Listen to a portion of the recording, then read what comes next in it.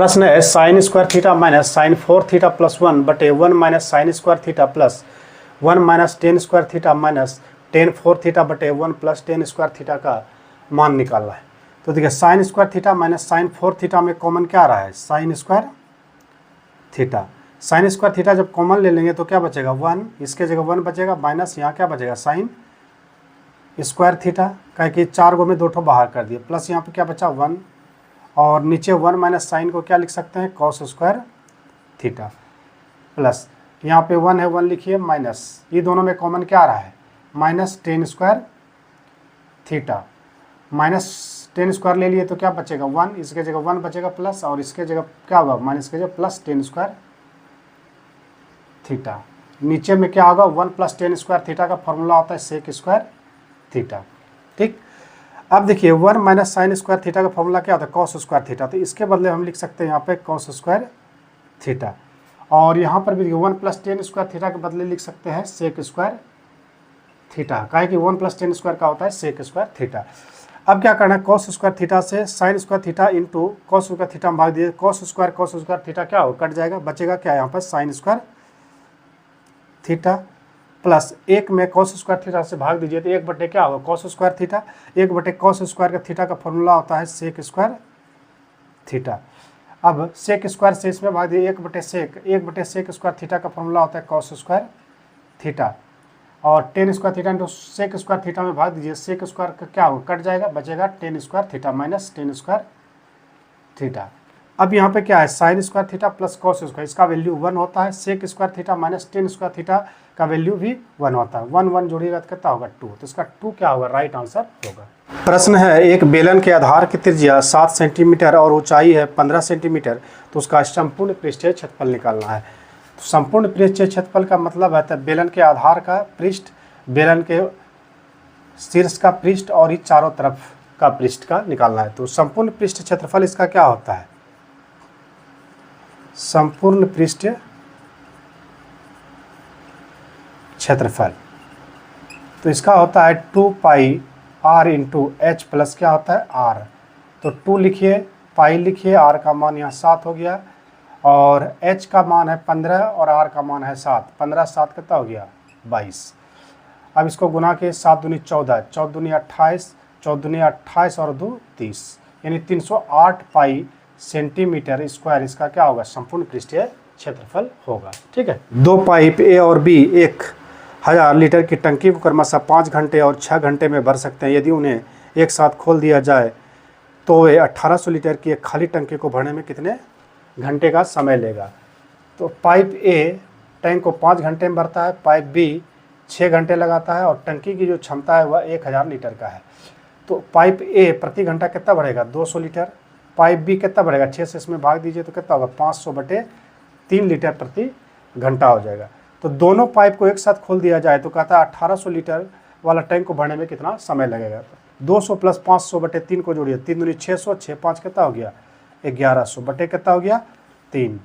ठीक है, अब इसको 0 0 कट गया, 3 ऊपर चल जाएगा, 18 तिया क्या हो गया 54, 54 बटे क्या हो गया 11 घंटा, यानी दोनों को मिलके 54 बटे 11 घंटा लगेगा। प्रश्न है निम्नलिखित में कौन सा एक चतुर्भुज नहीं है। देखिए चतुर्भुज जो 4 भुजाओं से घिरा हुआ हो उसको हम चतुर्भुज कहते हैं। देखिए समांतर चतुर्भुज 4 भुजाओं से घिरा है, समांतर चतुर्भुज के सम्मुख भुजाएं बराबर और समांतर होती है, तो यह चतुर्भुज होगा। दूसरा देखिए वृत्त है, वृत्त क्या है इसमें भुजाएं नहीं है, इसलिए यह चतुर्भुज नहीं होगा। समलंब चतुर्भुज है, 2 भुजाएं समांतर होता है, 2 को अन्य भुजाएं वो समांतर होती है, ये भी चतुर्भुज है। सम चतुर्भुज जिसकी चारों भुजाएं बराबर और समांतर हो वह समचतुर्भुज कहलाता है, तो यह भी क्या है चतुर्भुज। तो आंसर बी क्या होगा चतुर्भुज नहीं होगा। प्रश्न है एक पिता की आयु उसके पुत्र की आयु की 7 गुनी है, अब से 3 वर्ष बाद पिता की आयु उसके पुत्र की आयु की 5 गुनी हो जाएगी, पिता की वर्तमान आयु कितनी है।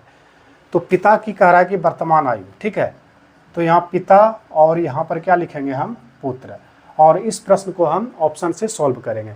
पिता की जो आयु कहता है पुत्र से 7 गुना है, 7 गुना का मतलब 7 जो भी पिता का आयु होगा वह 7 से विभाजित होगा, है ना, 7 गुना का मतलब यही होता है।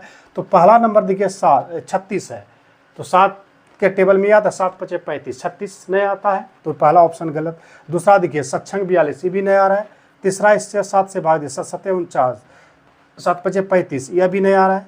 चौथा ऑप्शन है सक्षम 42, मतलब यह क्या हो रहा है, 7 का यह इसमें भाग लग रहा है। इसका मतलब है कि सक्षम 42 सदगुना है, तो अगर पिता का उम्र 42 है तो इसका उम्र कितना होगा, 6 वर्ष होगा पुत्र का, नहीं। और दूसरा इसमें देखिए और क्या कहता है, अब से 3 वर्ष बाद, 3 वर्ष बाद इसका देखिए 3 वर्ष इसमें जोड़ दिए कितना हो गया 45, और इसको जोड़ दिए 6 3 कितना हो गया 9 वर्ष। तो 3 वर्ष का आता है बाद, ये 5 गुना हो जाएगा, 9 × 5 = 45, 5 गुना है। इसका मतलब ऑप्शन डी इसका क्या होगा, राइट आंसर होगा। प्रश्न है 5x - 3y = 7, 7x + 4y = 18। तो कहता है निम्नलिखित में इसमें इसका कितना हल होगा। तो इसको हल निकालने के लिए हम क्या करते हैं, a1/a2 निकालते हैं। तो a1 का मान 5 है और a2 का मान क्या है 7। फिर b1/, हम b2 निकालते हैं, तो क्या होगा -3/, और यहाँ 4। तो अब यहाँ हम देख रहे हैं a1/a2 और b1/b2 क्या है, दोनों बराबर नहीं है, अर्थात a1/a2 is not equal to b1/b2। अगर a1/a2 is not equal to b1/b2 हो तो इसका केवल क्या होता है, एक हल होता है। इसका मतलब इसका आंसर क्या हो जाएगा, ए नंबर। प्रश्न है जेड के किन मानों के लिए निम्न समीकरण के मूल समान है। ठीक है, तो जेड का मान है यहाँ पर रखेंगे और कहता है कि मूल समान हो। तो मूल समान कब होता है, जब b² - 4ac बराबर क्या होना चाहिए 0। अगर ऐसा होता है तो मूल क्या होगा, समान होगा। तो ऑप्शन ए लेते हैं, जेड का मान यहाँ 5 रखते हैं, 5 × 4 कितना हो गया 9, और मतलब ए का मान 9 और यहाँ के जेड का मान फिर 5, 5 × 1 कितना हो गया 6। तो b² - 6 का स्क्वायर क्या हो गया 36, और -4, ए का मान है 9, 9 × 4 = 36, सी का मान है 1, 36 × 1 क्या हो गया 36। तो कट के क्या हो गया इसके 0 के बराबर, नहीं 5 संतुष्ट कर रहा है। अब यहाँ पर हम 3 रखते हैं, देखिए जेड का 3 रखिए -3, तो माइनस प्लस माइनस 4 में 3 घटेगा तो कितना बचेगा 1, यहाँ रखिए -3, तो यहाँ पर -3 में 2 घटेगा तो माइनस क्या बचेगा 2। अब इसको रखिए b का मान -2, 2 का स्क्वायर कितना हो गया 4, फिर -4, a का मान 1, 4 × 1 4, 4 गुना फिर 1 1 यानी 4, तो 4 × 4 क्या हो गया 0।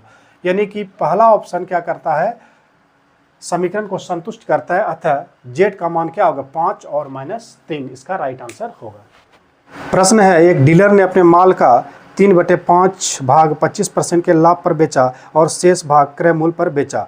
इस पूरे व्यवहार में उसकी प्रतिशत हानि या प्रतिशत लाभ ज्ञात कीजिए।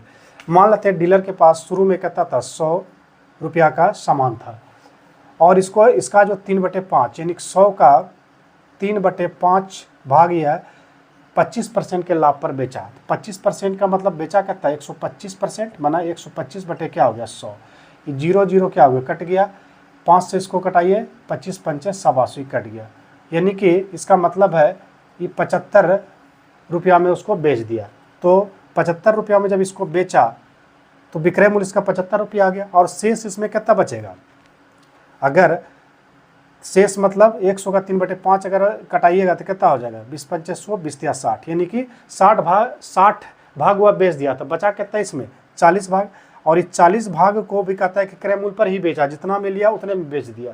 इसका मतलब टोटल इसका विक्रय मूल्य कितना हो गया, देखिए 5 7 4 11, यानी 115 रुपया इसका टोटल विक्रय हुआ, और लागत कितना था 100, तो इसका मतलब फायदा इसको कितना होगा 15 रुपया, अर्थात 15%। 100 में है इसलिए इसको 15% का क्या हो गया लाभ हो गया। प्रश्न कह रहा है कि 2 पाइप ए और बी क्रमशः 15 घंटा और 20 घंटा में भर सकता है, तीसरा पाइप सी है वह 30 घंटा में टंकी को खाली कर सकता है। तो कहता है कि जब तीनों को एक साथ खोल दिया जाए तो बताइए इस टंकी को भरने में कितना समय लगेगा।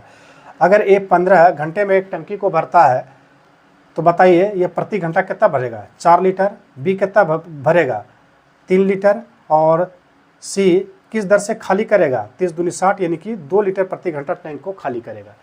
यानी कि 4 3 7 यूनिट अगर भराता है, यानी 7 लीटर भराता है तो 2 लीटर क्या होता है पानी बाहर हो जाता है 1 घंटा में। तो 1 घंटा में कितना पानी भराएगा 4 3 7 में 2 घटा 5 लीटर, तो 5 लीटर प्रति घंटा जब भराएगा तो 60 लीटर भरने में कितना समय लगेगा, 5 से इसके भाग दीजिए, 12 × 5 क्या हो गया 60, यानी कि 12 घंटा का समय लगेगा जब तीनों को एक साथ खोल देंगे।